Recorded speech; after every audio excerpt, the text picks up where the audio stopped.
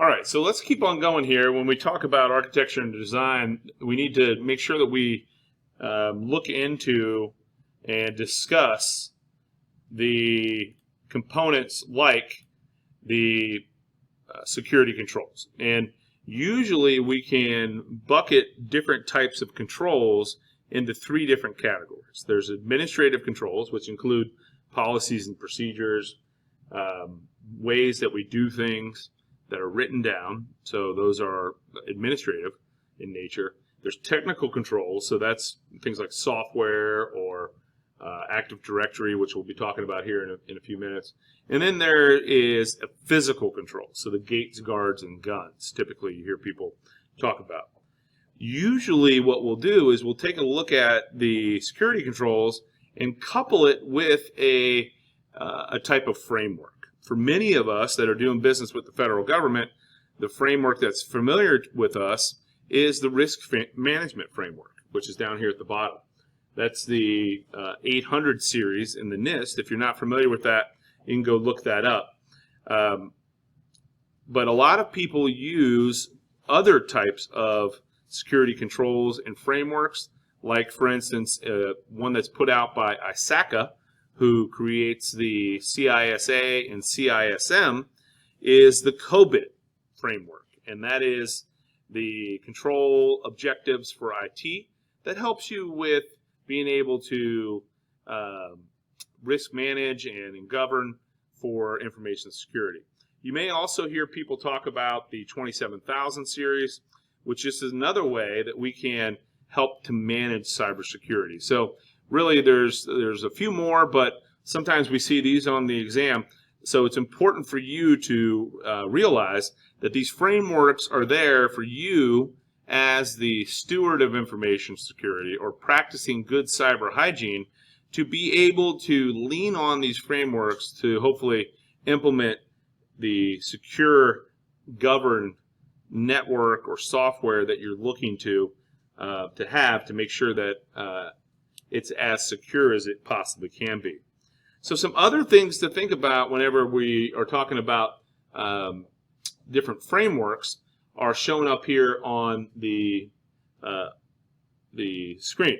One of them is the Total Quality of Management, or TQM, and that allows you to continuously try to improve on different processes that you're doing and practices that you're doing.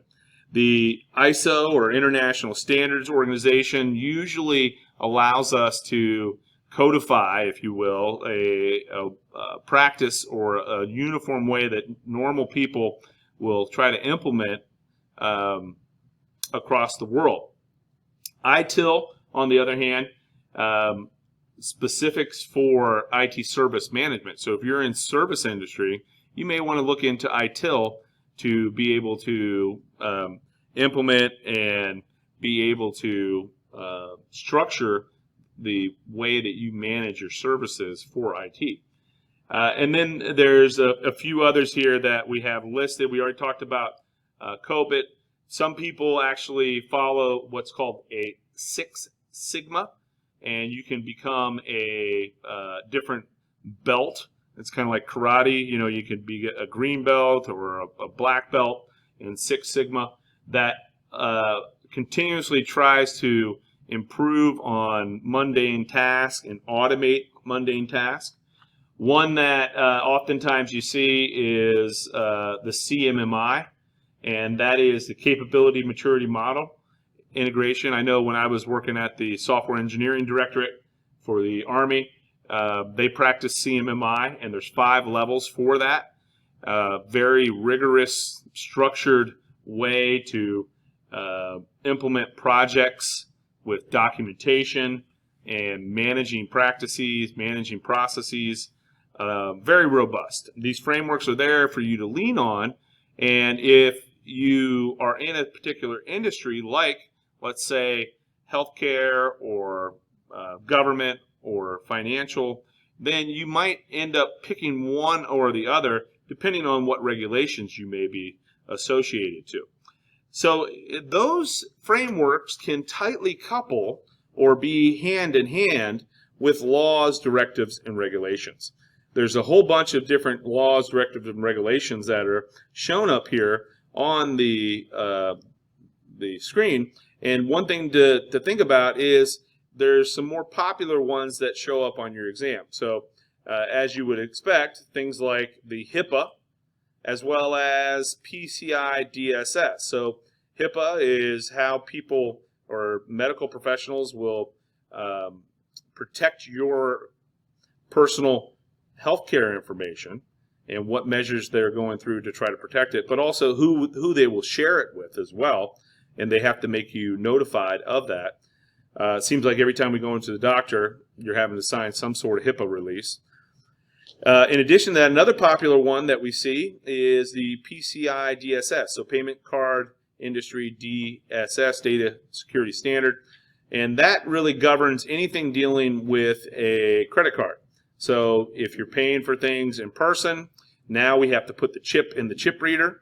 If it's online, it needs to meet certain transport layer security or TLS security for encryption.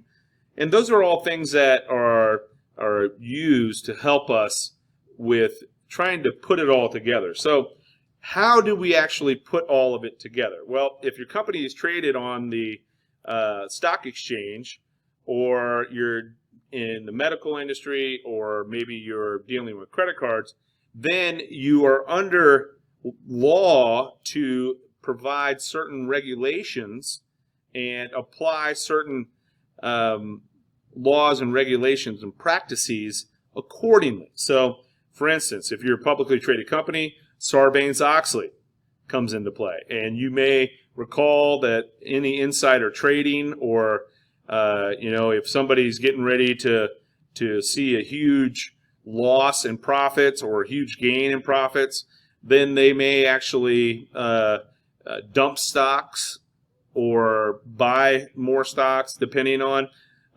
which way the market is going. So corporations and corporate executives must be audited and kept in check, and that's one of the things that Sarbanes-Oxley does for us. So you may end up practicing some of these different frameworks or getting into the best practices of the industry that you are involved in. So know that these all kind of fit together hand in hand. One thing runs true for us whenever we're going in and trying to comply to legal and regulatory issues or maybe privacy requirements is the Prudent Man Approach. And the Prudent Man Approach is, what would a reasonable person do? Like, what's the right thing to do? And so in our business of information security, a lot of times you hear people talk about due care and due diligence. So due care is, what would a reasonable person exercise in a given situation? Due diligence is, what would a prudent management person try to execute due care in any given situation? So an easy way for us to remember that is due care is DC, or do correct. What are you going to do to try to correct something from happening? Another way to think about due diligence is double D, and do detect. So if you're detecting something, you're practicing due diligence. If you're correcting that, then you're practicing due care. And that's important as we go through and look at these, because it's the Prudent Man Approach. What is the right thing to do whenever we're dealing with anything in the architectural design of our network? Are we dealing with frameworks that adhere to industrial policies like financial, government, or healthcare? What kind of privacy concerns do we have? So these are very important, because if there is a breach in security, or if there is an issue, that's the first thing that law enforcement will come in and look at.